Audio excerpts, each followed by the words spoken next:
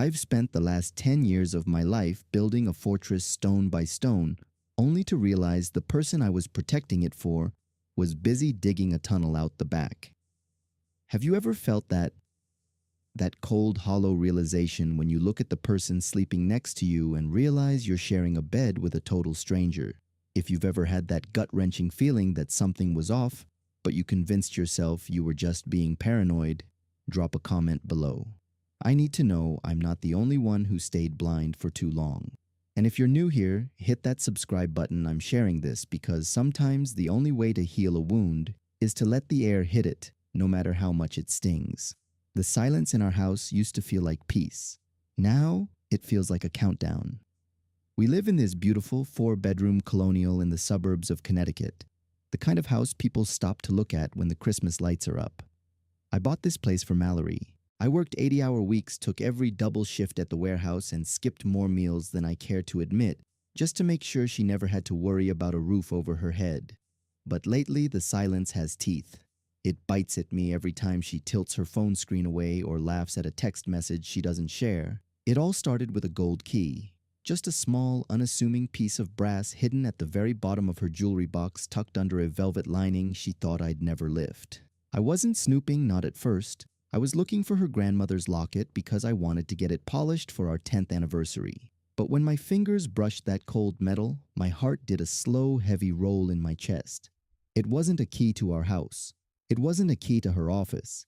It was a key to a door I didn't know existed. Standing there in our bedroom, surrounded by the expensive furniture I'd sweated for, I felt like the floor had turned to glass. I remembered the early years. God, those years were hard, but they were honest. I remember the smell of the dingy studio apartment we shared in the city where the radiator hissed all night, and we had to wrap ourselves in a single frayed wool blanket just to keep from shivering. I remember the taste of 99-cent gas station coffee because that was our only date night luxury. I did it all for her. I sold my 1994 Silverado, the only thing my father ever left me, just so she could pay her final semester of tuition without taking on more debt. I thought we were a team. I thought every sacrifice was a deposit into a future that belonged to both of us. But as I held that key, the future felt like a lie. I did what any man who's afraid of the truth does. I went looking for more. I didn't have to go far. The digital breadcrumbs were everywhere once I stopped closing my eyes. There were GPS logs on the shared car app for a luxury apartment complex downtown, a place way out of our usual orbit. There were late nights at the gallery that didn't align with the traffic patterns on her phone. And then there was Quentin. I saw his name for the first time in a deleted folder on our home tablet. He's a high-stakes broker, the kind of guy who wears suits that cost more than my first 3 cars combined. He represents everything I'm not: flashy, arrogant, and born with a silver spoon. Seeing his face on a LinkedIn profile felt like a physical blow to the stomach. Mallory didn't just find a lover, she found an upgrade, or at least that's what she thought. The betrayal didn't just sting because of the infidelity, it stung because of the timing. I found out on the very day I made the final mortgage payment on this house. 10 years of grinding, 10 years of "we're almost there, honey," and the moment the foundation was finally secure, she was already scouting for a new castle. The irony was so thick I could taste it like copper in the back of my throat. I stood in the kitchen that night watching her chop vegetables for a dinner she probably wouldn't even finish before heading back to work, and I realized I didn't know the woman standing 3 feet away from me. She looked the same. She still had that way of tucking her hair behind her ear when she was concentrating. She still wore the diamond earrings I gave her 5 years ago when I got my first big promotion. But her eyes were somewhere else. They were in that downtown apartment. They were with Quentin. Every smile she gave me felt like a counterfeit bill. It looked real until you held it up to the light. I didn't scream. I didn't throw the key at her. Instead, I felt a strange cold clarity wash over me. It was the same feeling I used to get at the warehouse when a machine would break down. You don't panic. You just start looking for the source of the failure. Mallory was the failure. She had taken the life I built, the sacrifices I made, and the loyalty I gave, and she had treated them like disposable trash. I sat at the dinner table that evening, listening to her talk about a new project she was handling for a wealthy client. I watched her lips move, and all I could think about was the night I worked a 36-hour shift in the middle of a blizzard, just so we wouldn't lose our deposit on this house. I remembered the blisters on my hands and the way my back used to ache so badly I couldn't stand up straight. I had traded my youth and my body for her comfort, and she was using that comfort to facilitate her exit. The anger was there buried deep, but it wasn't hot. It was freezing. I realized that if I confronted her now, she'd just lie. She'd cry, she'd gaslight me, she'd make me feel like the crazy one. And then she'd walk away with half of everything I'd bled for. No, that wasn't going to happen. If she wanted a new life, she was going to have to see exactly what the old one cost. I started a folder on my laptop hidden behind layers of encryption. I titled it, The Audit. It wasn't just photos or texts. It was a ledger of every sacrifice I had ever made. I spent the night scanning old medical bills from when I had no insurance, but made sure she did. I found the receipt for the truck I sold. I looked at the bank statements from the years I lived on protein shakes and tap water so she could have the organic lifestyle she wanted. I wanted to see the numbers. I wanted to see the physical weight of my love for her laid out in black and white, so I would never forget why I was about to do what I had to do. As the sun began to peek through the designer curtains she'd insisted on, I felt a shift in my soul. The man who would have died for her was gone. In his place was someone I didn't quite recognize, someone who knew how to wait, someone who knew that the most painful way to lose something isn't to have it taken away, but to realize you never truly deserved it in the first place. I walked into the bathroom and splashed cold water on my face. Mallory was still asleep, her breathing steady and peaceful, as if her conscience was as clear as a mountain spring. I looked at my reflection in the mirror, the gray hairs starting at my temples, the lines around my eyes that weren't there when we got married. I looked at the man who had been a provider, a protector, and a fool. I reached into my pocket and felt the sharp edges of that gold key. I wasn't going to throw it away. I was going to use it, not to open her secret door, but to lock her out of mine. I walked back into the bedroom, the floorboards creaking under my weight, and stood over her for a long minute watching the rise and fall of her shoulders. The silence of the house was no longer a countdown. It was a preparation. I reached out my hand, trembling just a fraction, and slowly closed the jewelry box on the nightstand, making sure the lid clicked shut with a definitive metallic snap. The sound of that velvet-lined box clicking shut felt like a gavel hitting a bench in a courtroom where I was the judge, the jury, and the executioner. I stood there in the gray morning light, watching the shadows stretch across the carpet, and for the first time in months, my heart didn't race. The panic was gone, replaced by a cold surgical precision. I looked down at my hands. The hands that had carried drywall shifted gears in heavy machinery and held her through every nightmare, and I realized they were steady. If you've ever had that moment where the sadness finally burns off and leaves nothing but a sharp, jagged edge of resolve, you know exactly where I was.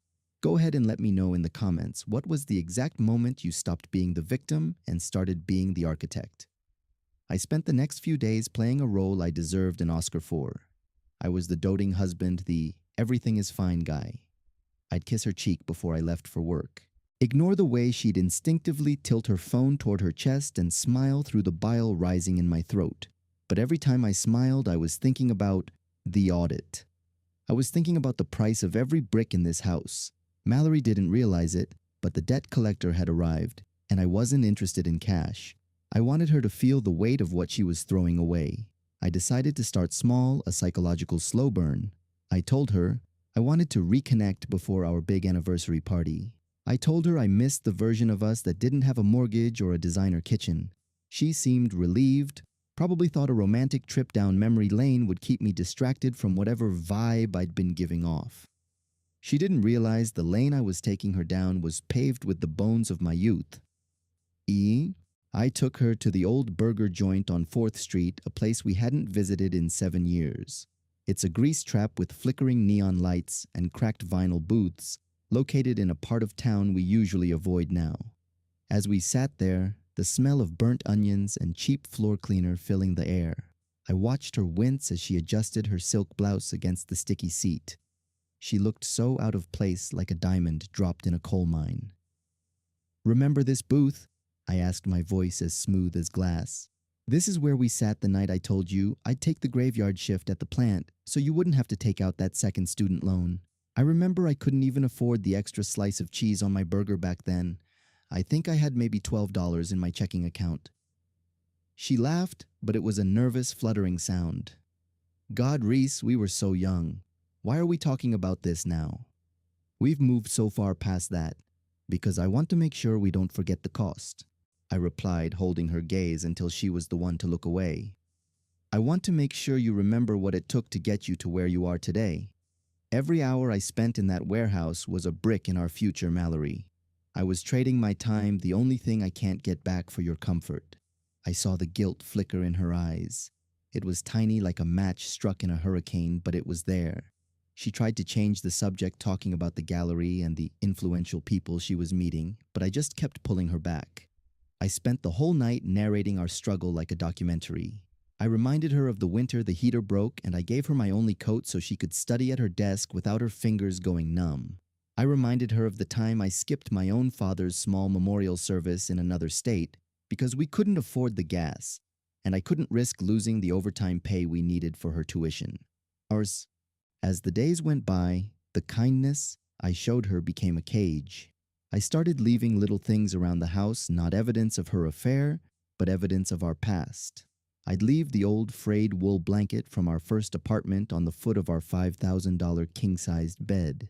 I'd leave the pawnshop receipt for my father's truck on the kitchen island right next to her expensive espresso machine. I didn't say a word. I just let the objects speak. She was starting to crack. I could see it in the way her hand shook when she poured wine or the way she'd jump when I walked into a room. She was living in a palace of guilt, and I was the one who had built the walls. Meanwhile, Quentin was becoming a problem for her. I knew because I'd installed a little something on the home network, nothing illegal, just a way to see the frequency of the data spikes. He was calling her constantly. I could hear her muffled, frantic whispers in the bathroom, her voice pleading with him to just give her more time or stop being so reckless. Quentin wasn't a builder, he was a consumer. From what I could gather, he was losing patience. He wanted his trophy wife, and he wanted her now. He didn't care about the 10 years I'd put in. To him, I was just a boring husband in a suburban house, a hurdle to be cleared. He had no idea I was the one holding the leash. The atmosphere in our home turned thick and heavy like the air before a massive storm. Every time she'd try to act normal, I'd counter it with another memory of sacrifice.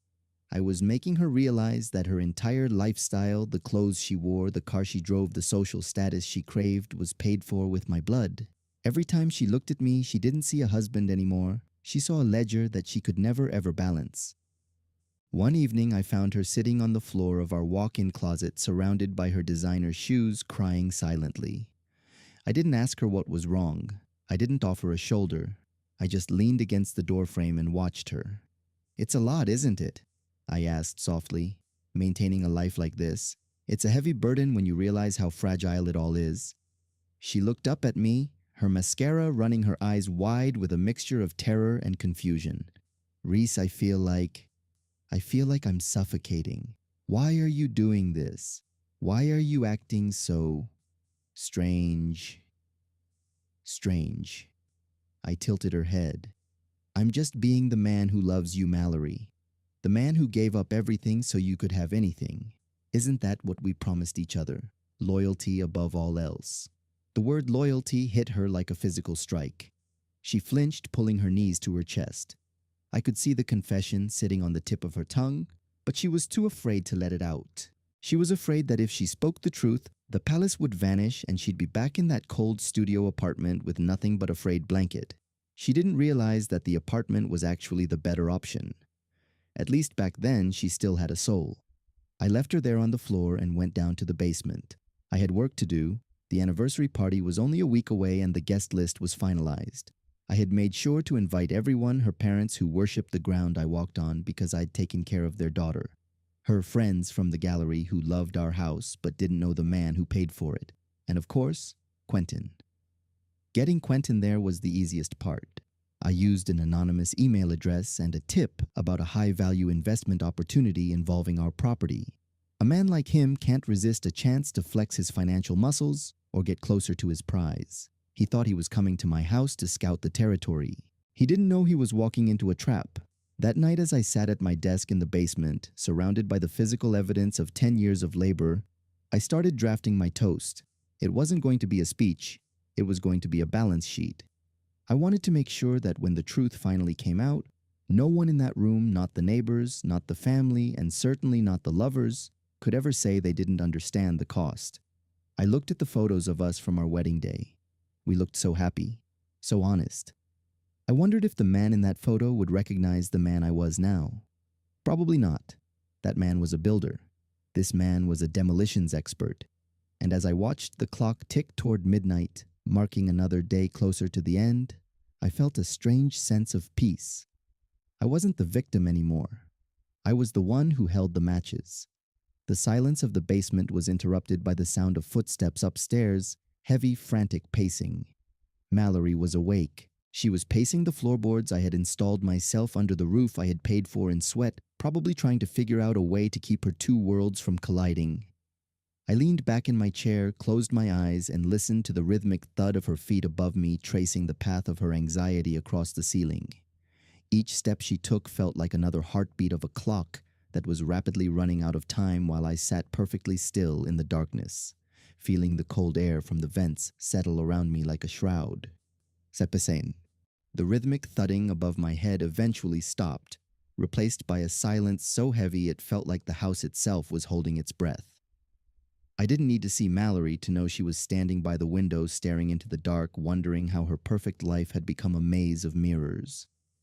The night of the gala arrived not with a bang, but with the cold, sterile light of a professional catering crew setting up in our backyard. If you've ever had to dress up, put on a tie, and smile at a crowd while holding a grenade with the pin pulled, you know the adrenaline that was coursing through my veins. It's a strange kind of power knowing the world is about to end and being the only one who knows the exact second the clock hits zero. Tell me in the comments what's the hardest mask you've ever had to wear. Our backyard was transformed into a vision of suburban success.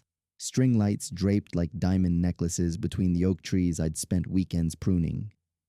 The bar was stocked with the finest bourbon and the air smelled of expensive perfume and cedarwood smoke. I moved through the crowd like a ghost, shaking hands with neighbors who praised my dedication and nodding at Mallory's family who told me for the 100th time how lucky their daughter was. I felt like an actor on a stage where the audience didn't realize the play was a tragedy. Mallory looked stunning and terrified. She was wearing a deep emerald dress that cost more than my first month's rent in the city, but her skin was pale, her eyes darting toward the entrance every time the valet brought a new car around. She was looking for him, and then he appeared. Quentin walked in like he owned the zip code. He had that effortless, high society smirk, dressed in a charcoal suit that screamed, "Old money," even though I knew he was just a glorified scavenger. He made a beeline for Mallory, his hand lingering just a second too long on the small of her back as he greeted her. He didn't see me watching. He didn't see the man who had spent 10 years building the very ground he was standing on. To him, I was just background noise, the dull provider who made the real fun possible. "Reese, you've outdone yourself," Mallory's father said, clapping me on the shoulder as he pointed toward the giant projector screen I'd set up on the patio. "A tribute to 10 years. That's a lot of memories." "It's more than memories, Frank," I replied, my voice steady enough to cut steel. "It's a record of everything it took to get here. I want everyone to see the truth of our journey." I waited for the perfect moment. The wine was flowing. The laughter was at its peak, and the moon was high. I stepped up to the microphone, the feedback whine silencing the chatter. I saw Mallory freeze near the bar, a glass of champagne trembling in her hand. I saw Quentin lean back against a pillar looking bored, his eyes already wandering back to my wife. "Everyone, if I could have your attention," I began, the sound of my own heart echoing in my ears like a drum. 10 years. They say a decade is a long time, but when you spend it building something from nothing, it feels like a single breath. Most of you know the Reese you see today, the man in the nice suit, the man with the beautiful home. But Mallory knows the other Reese, the one who worked 3 jobs, the one who didn't sleep so she could dream. I looked directly at her. She was paralyzed, her face a mask of mounting dread. I wanted tonight to be about gratitude. I continued signaling to the technician in the back, who was actually a friend I'd paid very well to follow my exact script. "I wanted to show you the price of sacrifice. Because a house is just wood and stone until someone bleeds for it. Let's take a look at how we built this life together. The screen flickered to life. It didn't start with wedding photos. It started with a grainy photo of my hands back in 2017, raw, bloodied, and covered in grease from a double shift at the plant. Then came a picture of our first bank statement with a balance of $4.12. The crowd went silent, the shift in tone catching them off guard. I did it all for love, I narrated over the images. Every drop of sweat was for her. Every sacrifice was a promise. But recently I realized that while I was building the foundation, someone else was moving into the attic. Audit. The images changed. The music, which had been a soft piano melody, distorted into a low, jarring drone. Suddenly the screen didn't show the past. It showed the present. A high-resolution photo of the small gold key I'd found. Then a screenshot of a lease agreement for an apartment downtown signed by Mallory and a business partner. The gasps from the crowd were like a wave hitting the shore. I saw Mallory's mother cover her mouth, her eyes wide with horror. Mallory herself looked like she was about to faint, her champagne glass slipping from her hand and shattering on the stone tile. The sound of the glass breaking was the only thing louder than my voice. "And then," I said, my voice dropping to a whisper that carried through the speakers like a death rattle, "I found out who the partner was." The screen flashed a final image, a series of time-stamped photos of a charcoal suit entering that same apartment building. Then, a clear shot of Quentin and Mallory through a window, a moment of intimacy that no one could deny. The betrayal wasn't a rumor anymore. It was a broadcast. I turned my head slowly toward Quentin. The smirk was gone. He looked small. He looked like a thief caught with his hand in the safe. The high-stakes broker had nothing to say when the stakes were his own reputation in a room full of the people he spent his life trying to impress. "You wanted my life, Quentin?"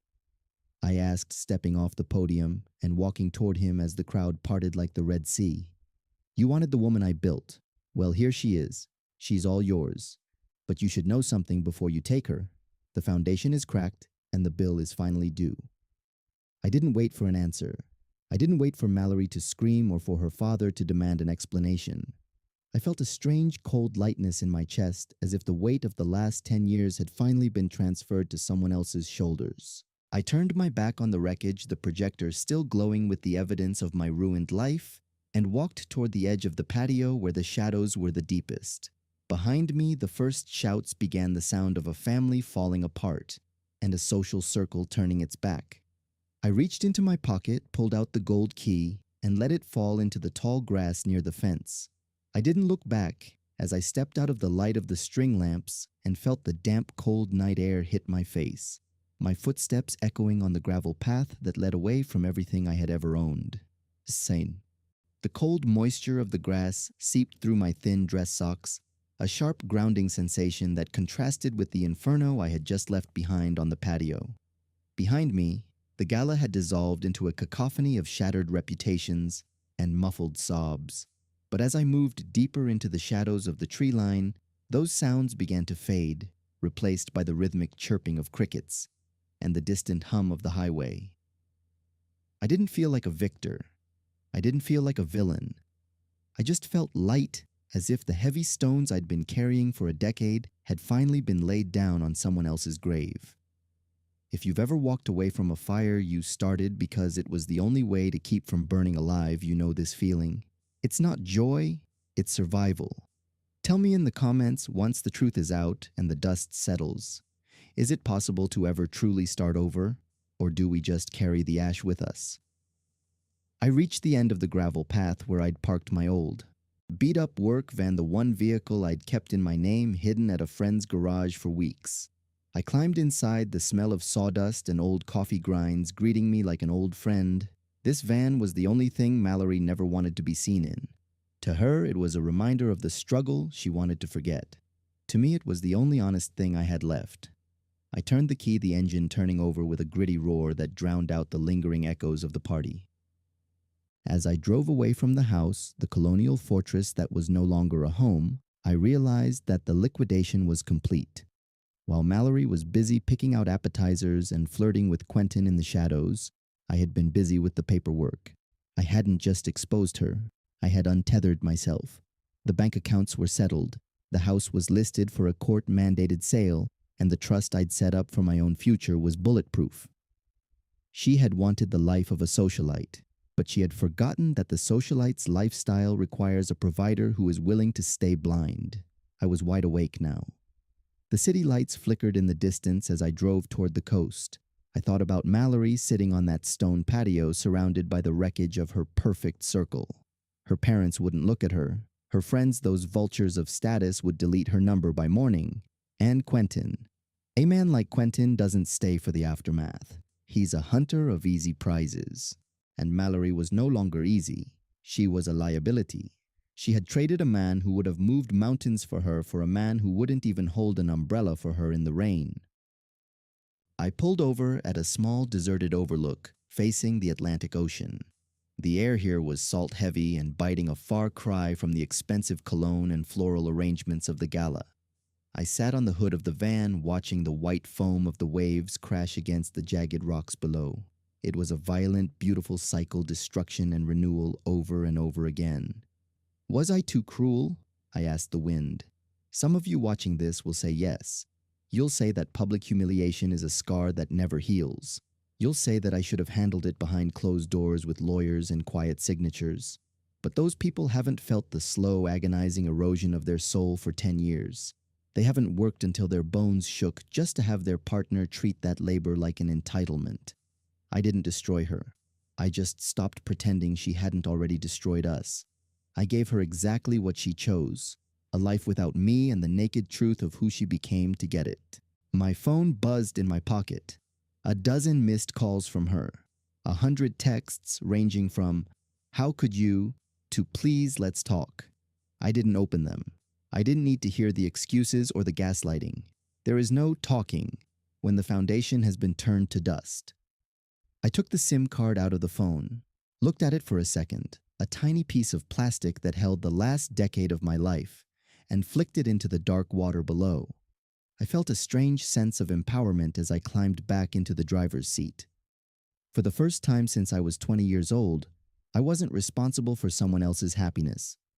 I wasn't a bank, a bodyguard, or a stepping stone. I was just Reese, a man who knew how to build, and more importantly, a man who now knew when to stop.